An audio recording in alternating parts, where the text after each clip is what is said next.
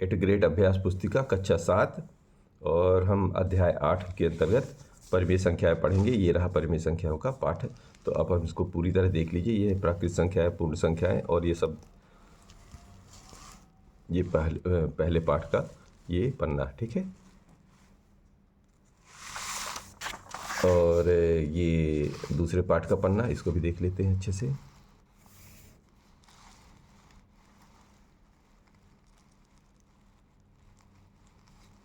ठीक, अब ये रहा तीसरा पाठ, तीसरा पन्ना, और यहीं से हमारा शुरुआत हो रही है प्रश्न उत्तर की। तो शुरू करते हैं। प्रश्नों को पढ़कर दिए गए विकल्पों में से सही उत्तर चुनकर लिखिए। सामने दिए गए घेरे को भरिए। तो परिमेय संख्या p/q में q का मान नहीं हो सकता। परिमेय संख्या में हर कभी भी शून्य नहीं हो सकता है। तो ये शून्य कहाँ पर है? a में है। a का मान कहाँ रखा है? ये a गोले में, a का मान शून्य है तो गोले में a में गोला लगा लीजिए। ऋण 3/4 की समतुल्य परिमेय संख्या नहीं है। नहीं है, ये तो सारी समतुल्य नज़र आ रही हैं। ये 1/2 भर ये फिर अलग है, ठीक है, क्योंकि इसमें 2 का गुणा करेंगे ऊपर नीचे तो ये मिल जाएगा। एक में तो ये तो है ही, इसमें 3 का, इसमें 4 3 इनके 4 का गुणा करेंगे ऊपर नीचे तो ये मिल जाएगा। तो और ये भर नहीं मिलेगा, तो इसका मतलब ये ही समतुल्य नहीं है। इसका मतलब डी वाला जो है इसमें हमारा सही है। ये रहा डी, ठीक है। अब तीसरा कह रहे हैं ऋण 2/14 का मानक रूप। ऋण 2/14 का मानक रूप मतलब निम्नतम हल करना है एकदम। तो 2 एकम 2, 2 सत्ते 14, और ऋण से ऋण कैंसिल हो जाता है तो 1/7 बचता है, वो भी धनात्मक। कहाँ पर है? ये डी में। तो ये आ गया तीसरे नंबर पे। चौथा लेते हैं, कौन सी परिमेय संख्या भिन्न नहीं है? तो भिन्न जो होती, जो ऋणात्मक परिमेय संख्या होती वो भिन्न नहीं होती। तो ऋणात्मक परिमेय संख्या सिर्फ यही हर है और बाकी तो सब भिन्न है। तो ये डी में लिखा हुआ है तो आप डी में गोला लगा लीजिए। पांचवा ये कह रहे हैं कि दो परिमेय संख्याओं के बीच परिमेय संख्याएं होती हैं। तो दो परिमेय संख्याओं के बीच असीमित परिमेय संख्याएं होती हैं। ये पीछे हम पढ़ चुके हैं, तो यहाँ पर आप डी में गोला लगा लीजिए। फिर छठवां है कि ऋण 3/11 में से जोड़ना है धन 5/9 को योग करना है, जोड़ दीजिए। तो देखिए ऋण से ऋण कैंसिल हो जाते हैं, तो ये ऋण की जगह ये पूरा धन बन गया है। तो 3/11 धन 5/9, इन दोनों का लघुत्तम ले लीजिए, या ऐसा करिए कि इन दोनों को में इसका इधर गुणा कर दीजिए, इसका इधर ऊपर नीचे गुणा कर दीजिए, तो भी वही बात हो जाती है। वैसे यहाँ भी वही होगा। तो 11 9 का तो 99 आ जाता है, और इधर 11 का 99 भाग दिया है तो 9 बार, और ये 3 में 9 का गुणा धन, ये 5 उतारेंगे, फिर 9 का भाग देंगे 11 बार, तो 9 तिरिक 27 और 11 5 55 हो गया। ये हल करेंगे तो ये इतना आ जा रहा है 82/99, ठीक है। और 7वां नंबर कह रहे हैं 5/63 में घटना है ऋण 6/21 का मान ज्ञात कीजिए। तो 5/63 में ऋण ऋण जुड़ गया, ये धन बन गया, तो ये बन गया 63। तो 5 एकम 5 और 6 तिरिक, इसको हल करेंगे तो 6 तिरिक 18, 18 5 23, 63, 23/63 ये बन गया 7वां नंबर। अब लीजिए 8वां नंबर। 8वां नंबर ये कह रहे हैं कि गुणनफल ज्ञात कीजिए। गुणनफल ज्ञात करने के लिए क्या करना है? आ वाला को ऐसा कर देते हैं, इसको बा को। तो देखिए ये तो पहले से दिया हुआ है। गुणनफल में कुछ कट तो रहा नहीं, तो ऊपर ऊपर का गुणा हो जाएगा, नीचे नीचे का गुणा, यानी अंश अंश का गुणा। 6 9 54 और 11 5 55, तो ऋण 54/55 ये आ जाएगा 8वां का आ। बा में करेंगे तो ये भी देखो ऊपर नीचे ऋण है, तो ये तो कैंसिल हो जाएंगे बाद में। और चूँकि गुणनफल है तो ये ऊपर ऊपर का ये कैंसिल हो गया। चाहे तो आप ऐसा पूरा पूरा गुणा करके रख लीजिए, तब भी कैंसिल करके एक लेंगे, या यहीं काट दीजिए। 3 से 3, 5 से 5, और 1 में 1 का गुणा 1/1 अर्थात 1। तो ऐसे भी कर लीजिए, चाहे यहीं काट के रख लीजिए, 1 मिलेगा, ठीक है। अब आ जाइए 9। ऋण 2/13 में भाग देना है 1/4 का, ठीक है। तो भाग देने के लिए क्या करना पड़ता है? इसको गुणे में बदलना पड़ता है। तो गुणे में बदल रहे थे तो जो अंश जो है हर में जाता है, हर जो है अंश में चला जाता है, तो ये 4/1 हो गया, ठीक है। जैसे ये गुणे का भाग का चिन्ह हटता है, गुणे का चिन्ह आता है, तो इधर वाली संख्या ऊपर नीचे हो जाती है, मतलब नीचे वाली संख्या ऊपर, ऊपर वाली संख्या नीचे। अब क्या हो गया? ऊपर ऊपर का गुणा कर दीजिए, नीचे नीचे का गुणा कर दीजिए, तो ये ऋण 8/13 बन गया। अब आ जाइए प्रश्न नंबर 10 पर।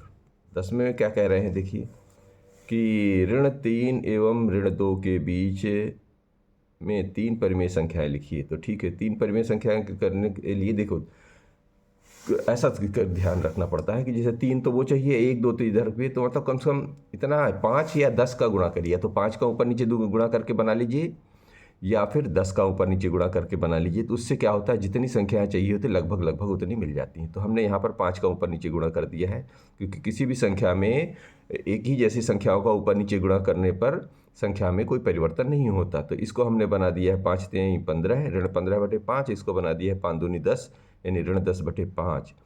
अब इन दोनों के बीच में कितनी है, तो देख लीजिए, ऋण 15 के बाद आएगा ऋण 14 है, ऋण 13 है, ऋण 12 है, ऋण 11 है, फिर 10/5। 10 तो है ही। अब ये किससे बने थे, ये बना था ऋण 3 से, ये बना था ऋण 2 से। अब बीच में से ये जो 4 संख्याओं में से कोई भी 3 संख्या लिख दीजिए, चाहे इधर से इधर की तरफ लिख लीजिए, चाहे इधर से इधर की तरफ लिख दीजिए। यही उसकी 3 परिमेय संख्याएं हो गई। ठीक है, तो आप 10 से भी भाग दे के बना सकते हो, उसमें ज़्यादा संख्याएं आएंगी, फिर आप बीच की कोई भी 3 लिख दीजिए तो भी चलेगा। ठीक है, प्रश्न नंबर 11 कह रहे हैं कि 5/ऋण 3 के समतुल्य 4 परिमेय संख्याएं लिखिए। 5/ऋण 3 के समतुल्य मतलब पहले एक बार 2 का ऊपर नीचे, फिर 3 का, फिर 4 का, फिर 5 का ऊपर नीचे गुणा कर दीजिए। जो गुणनफल प्राप्त हो वो यहाँ लिख दीजिए, यही समतुल्य होता है। तो 5 में 2 का गुणा करेंगे तो 10, 3 दूनी ऋण 6। इसी तरह ये 5 3 15, 3 त्रिकाई ऋण 9, 5 चौके 20, 4 3 12 ऋण का, 5 पचे 25 और 3 पचे 15 ऋण के। ये कितने थे, 4 थे, तो 4 हो गए। यही इनके समतुल्य ये 4 हो गए। ठीक है,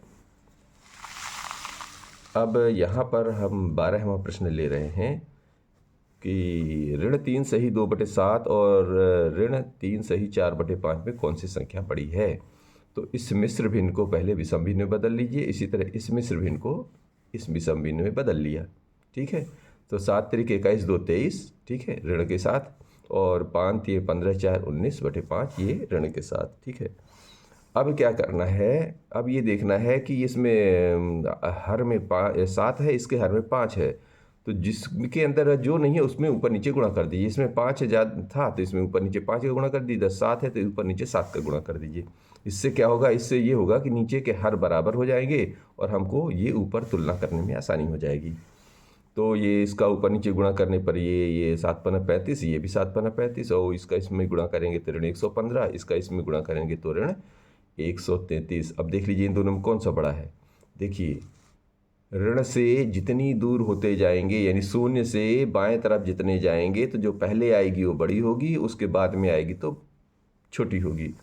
तो ऋण शून्य से बाएं तरफ जाएंगे तो ऋण 115 पहले आएगा, ऋण 133 बाद में आएगा। तो इसका मतलब हो गया कि ऋण 115 बड़ा है ऋण 133 से। और ये कहाँ से बना था, ये बना था इधर वाले से। तो इसका मतलब हो गया ऋण 3 सही 2/7 बड़ा हो जाएगा किससे, ऋण 3 सही 4/5 से। ये इस तरह लिखना है। चलिए, 2 परिमेय संख्याओं का योगफल ऋण 5 है। इनमें से एक संख्या ऋण 10/7 है, दूसरी संख्या ज्ञात करिए। ठीक है, तो प्रश्नानुसार क्या कह रहे हैं, पहली संख्या और दूसरी संख्या जोड़ने पर ये ऋण 5 होता है। ठीक है, पहली संख्या तो ये इधर दी है, यहाँ पे रख दिया, दूसरी संख्या बराबर ऋण 5। अब इसको इधर ले जाइए तो दूसरी संख्या मिल जाएगी। जैसे ये इधर गया तो ये धन में बदल गया, और इसको हल किया, 7 और 1 का लघुत्तम आया 7, और ऋण 5 पहले से है, 1 7 7 यानी 7 का गुणा हो गया, 7 1 7 यानी 10 में 1 का गुणा। तो ये 5 7 35 बन गया, और 10 1 10 बन गया, लेकिन ये ऋण का है। तो ऋण में से 10 को घटा दिए, ऋण 35 में से 10 को घटाएंगे तो ऋण 25/7। यही जो है दूसरी संख्या है। ठीक है जी, अब 14वां धेड़ा देखिए ध्यान से कि ये 14वां ये कह रहे हैं कि एक संख्या रेखा खींचिए, उस पर निम्नलिखित परिमेय संख्याओं को निरूपित करिए। तो हम लोग अलग अलग खींचें, क्योंकि एक में करने में बहुत सारा कोच पोच हो जाएगा। तो आ के लिए अलग, बा के लिए, सबके लिए अलग अलग लेते हैं। तो ये संख्या रहेगा 3/4। 3/4 का मतलब हो गया शून्य से मतलब शून्य और 1 के बीच में धनात्मक है। ठीक है, तो हम भी 0 और 1 बना लिया, और इसको कितने जो नीचे लिखा रहता है उतने टुकड़े करने पड़ते हैं। नीचे कितना है 4, तो 1 2 3 और ये चौथा, यानी एक हिस्सा, दो हिस्सा, तीसरा, ये चौथा हो गया। और इनका नामकरण कर दिए। तो पहला हिस्सा जो शून्य है उसको 0/4 लिख सकते हैं, क्योंकि इस पहला हिस्सा 4 में है गया है ना, शुरुआत जहाँ से बिंदु करेंगे। और पहला आ गया 1/4, फिर 2/4, 3/4 और 4/4, अर्थात वही 1 बन गया। ठीक है ना। अब देख लीजिए 3/4 कहाँ रहा है, यहाँ आ रहा है, तो इसको आप जो है एरो से प्रदर्शित कर दीजिए। तो इसी को हम 3/4 कहेंगे संख्या रेखा पर। ठीक है।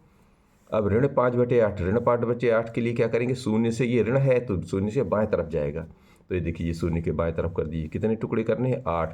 तो यहाँ से चलेंगे 1 2 3 4 5 6 7 और ये 8वां टुकड़ा, यानी पहले टुकड़े को 0/8, फिर ऋण, अब इधर जाना है ऋण की तरफ। तो ऋण 1/8, 2/8, ये सारे ऋण के कहाँ 8/8 में था, ऋण 1 पर चला जाएगा। ये सारे ऋण का चिन्ह लगा के करेंगे। अब आपको चाहिए ऋण 5, तो जहाँ चलेंगे सो यहाँ से चलेंगे, पहला 1 2 3 4 5, ये रहा ऋण 5/8 और इस पर एरो लगा लीजिए। तो ये संख्या रेखा पर प्रदर्शन हो गया। सा में कह रहे हैं कि कितना है, ऋण 7/4। देखिए जी, ये जो है मिश्र भिन्न है, विषम भिन्न है, इसको मिश्र भिन्न में बदल दीजिए।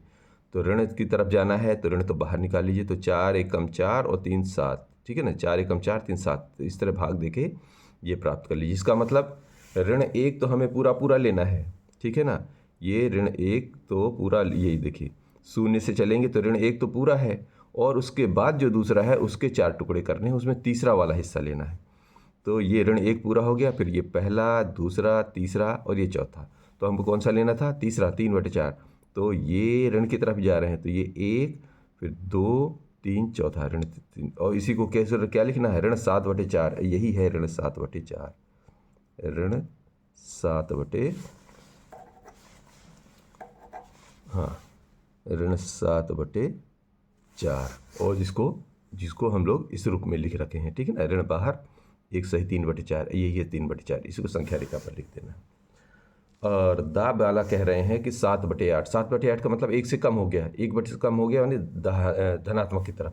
तो अब इधर को बनाएंगे हम।